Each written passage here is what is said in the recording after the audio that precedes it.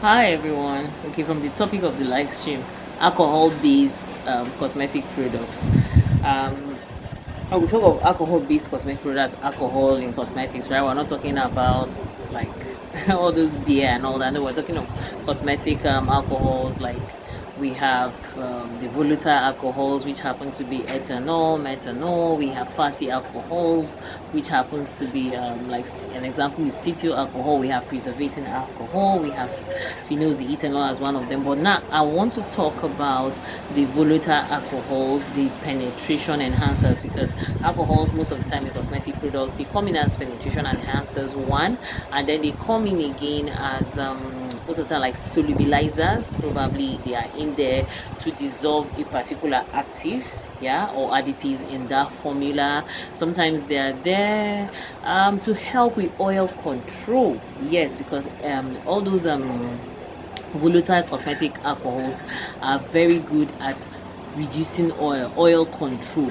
but they equally have their downsides, which right now the current trend of cosmetics, they will tell you no alcohol, no essential oils, no fragrance. Like right now those are most of the cosmetic products on the market, even though those other ones with the rubbing alcohols are still there, right? Okay, so basically I am, will I say, I just want to speak about my own personal experience with all those rubbing alcohols like the ethanol, the methanol that is usually added in cosmetic products. I had an experience with a face cleanser that was like some years back. Then I didn't even have the knowledge I had now, and little did I know that that was what was causing some of the problems I was having at that time.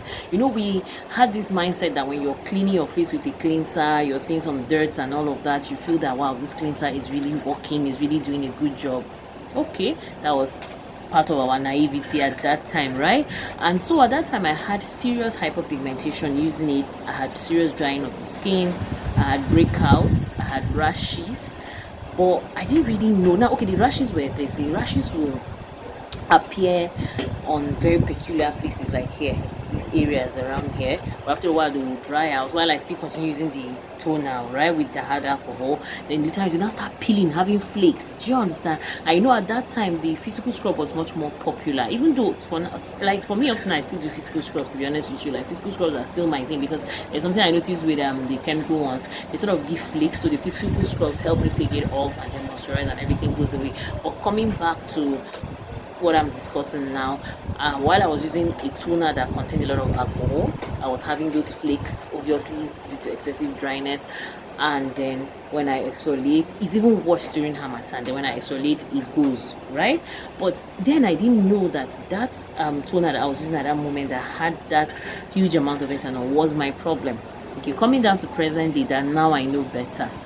To be honest with you, I got a PR, and this PR, they preached to me, so I'm not going to show the products honestly. They told me that it was mild, it was that it was a facial wipe. Yes, looking at the material of the facial wipe, true, it looked very mild. Yeah, it did. It really did look very mild. But there was ethanol in it. It was so obvious. There was no written on the ingredient list, and I decided to just let's just see, let's just move past the ethanol. After I have other skincare, and besides, it's going to be a wash off product, like meaning maybe when I use it to take out my. And guess what I even did? I didn't really use the facial wipe for what it is. The facial wipe. Now I was even adding micellar water on it first, so before I use it to wipe my face. But then there was something I noticed. God have mercy, around under my eye became so itchy and dry. My neck, oh my god, it became so itchy and dry. So honestly speaking, rubbing alcohols in cosmetic products are things that might work for some people and might not work for some people, but it will not work for most people, because to be honest with you, people that might benefit from it will be people from with oily skin type. And how many people really have, I'm not saying there are no much people that have oily skin. Yeah, so many people have oily skin type, but what about those that do not have oily skin type? What about that? So imagine I had a dry skin. It's like under my eye, I was literally itching. It was not funny. My neck was the worst. Like, so I just realized that honestly speaking, beginner cosmetic formulator or whoever cares to listen to me, when you experience those kind of things in your use of your cosmetic product, probably you consider the ingredient list, what exactly is the problem, right? There are also good alcohols. So like I mentioned the fatty alcohol, I also mentioned the preservative alcohol. You understand? And sometimes these alcohols, like I said at the beginning, they are used mostly as will I say enhancers, something like that, or solubilizers. So it becomes much of a problem though when it's at a higher percentage. Most likely, I don't think it's going to be too much of a problem when it's lower, though I've not tried anything with something lower. But I remember those wipes, when I looked at the ingredient list, I think this ethanol was like number 4 or so on the list, which is quite a lot, because for me, I consider the first 5, even though some people tell you to watch out more for the first 3, but personally I consider the first 5 ingredients on the ingredient list, I see them as, especially ingredient lists that are huge, maybe ingredient lists that are just very minimal, okay, I might consider the first 2 or 3, but ingredient list that is quite a lot, I consider almost up to 5. Yes, because when you have so much like that, it then means that these things will tend to show up.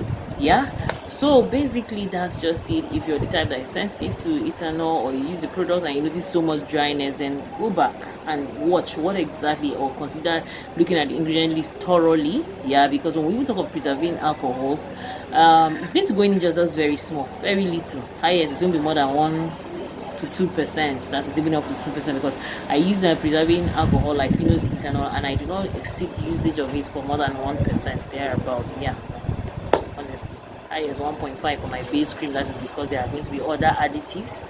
I don't know if I'm trying to say to you. That's by the way. And please don't forget to join my membership. I am dropping proper professional cosmetic formulation on my membership side of the channel. Okay, so just help your girl, pay a little token, and get to watch and learn. Like, for me, I think I'll come up with a video where I'll speak about people with sensitive skin. It's time for people with sensitive skin. Are you guys not tired of jumping from one group to another, saying which cream do I use, which soap? Try and see if you can learn how to formulate the basic for yourself. Hope to see you in another video. Bye.